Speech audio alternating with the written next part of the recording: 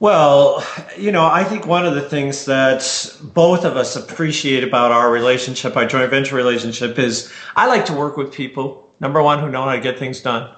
Number two, who are responsible people, who don't have this entitlement. You should make me a success. You should do all the work and I'll get all the money and glory. Both of us have this sense of, we're going to do our parts. We're going to be fair and kind with one another. And you sent me a one-page kind of memo of agreement, memo of understanding and agreement. And I love that. I don't want an 18-page contract with all sorts of paranoid things of everything could go wrong. Obviously, you got to choose carefully if you're going to have a joint venture partner. You did that really well. We trust each other, and we made each other a boatload of money and gotten our work wider out into the world in a relatively short time. That's been cool.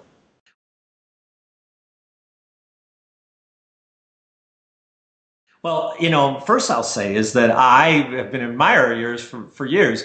I got really busy in my life. I really wanted to learn this internet marketing, and here was my goal. Why I was interested in internet marketing were two things. I am passionate about whatever work I do. When I jump into something, I want the whole world to know about it. As many people that are interested, I want them to get it. I want them to know about it. And then if they want to buy it, great. That's terrific. But because I'm so enthusiastic and I have so many interests and so much excitement and enthusiasm, I sometimes overcommit myself. So my goal when I started getting your newsletter and frankly the newsletter of other people who were trying to teach me about this kind of, for me, new thing of internet marketing and web marketing and information marketing and going beyond what I was doing, I was already successful. I wanted to be successful at a different level where I had more time. And I still had the kind of maximum impact and still had the kind of income. I had enough money, but I didn't have enough time. And I wasn't making a broad enough impact, I think. I was making a good impact, but I thought I could go bigger. So what I saw in your newsletters, your emails that came out is someone who's really thought about this, who's done it, and who knows a lot about it. And frankly, after a few years of listening, I started to distinguish between the people who were frankly, either only interested in money, which turned me off, or who were BSing a bit, maybe lying is the technical term, and kind of taking people's money without providing value, and or who weren't authentic. And and I unsubscribed from everybody's newsletters except yours. And I have a friend, and I was talking to him, and I said, I've unsubscribed from all newsletters, except Fred Gleeck's. And he said, me too. And I said, why? And he said, I can't wait to hear what he says next. Number one, I get value out of him. Number two, his personality just pops off the screen in those newsletters. And so I knew you from a distance for years. And then we just happened to connect in a particular way. There was a particular thing you asked for, and I sent some right away, and I sent something else, and we started corresponding. You said, let's talk on the phone. And we found a great compatibility.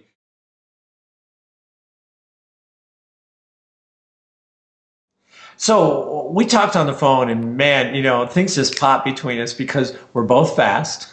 We both like to, get an idea, take it from idea to fruition and out into the marketplace and run it up the flagpole and see who salutes it. And we've done in a record amount of time. I don't know about for you, but I think for me working with somebody else, we've taken two projects from idea to kind of roughing out the ideas, outlining it. We recorded a bunch of audio products, but then we did these major projects together, two coaching and mentor programs that were different from any mentor or coaching program we'd ever heard of. And we had enough experience offering teaching to people and information products to people about how to become speakers and how to become writers. Both of us have done a lot of that, and people always approach us for these things. And we've sold information products and books and live programs about this. But we noticed a gap between people succeeding. Some people are go-getters. They would take that information and they run with it and they succeed.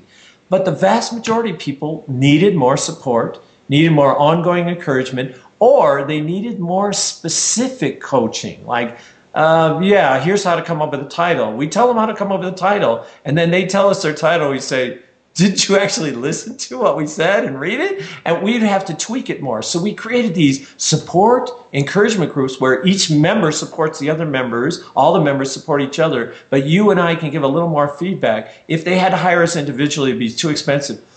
And we've succeeded at two of these programs. We're about to relaunch or do a second version of the first one, and it's going well. And I'm able to stay home more in my little bowling shirt.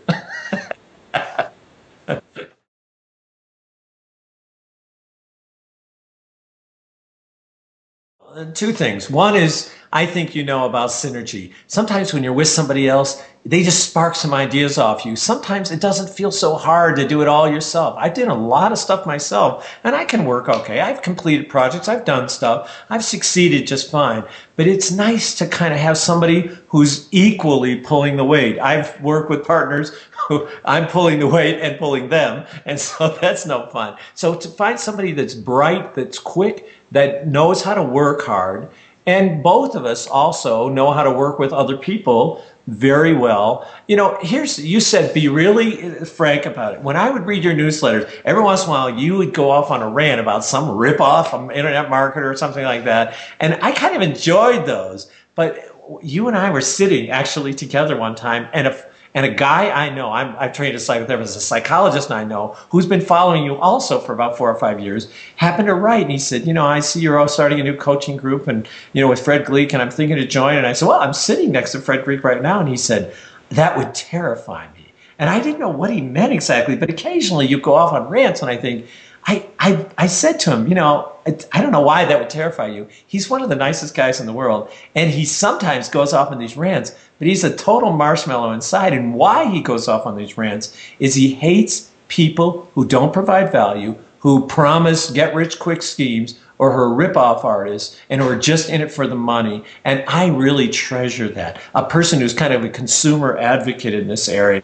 And so one of the things I would say is Fred Gleeck can be really fierce in two areas. One is if you see somebody who's ripping people off, you just wanna let the world know this person is a ripoff and beware of them. And the second thing, and both of us do this, we've told people in our coaching groups and people that contact us, because sometimes we come back kind of sharply.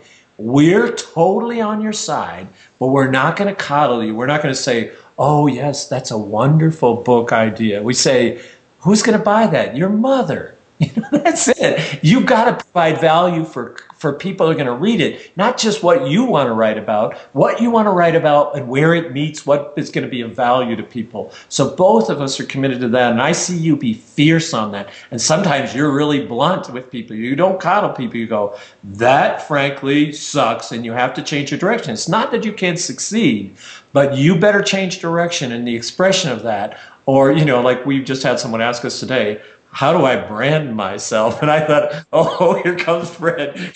Because I've heard Fred talk about that. It's like, unless you have about $20 million, forget the branding. Provide value for people and the brand will follow. You know, that's not a worry.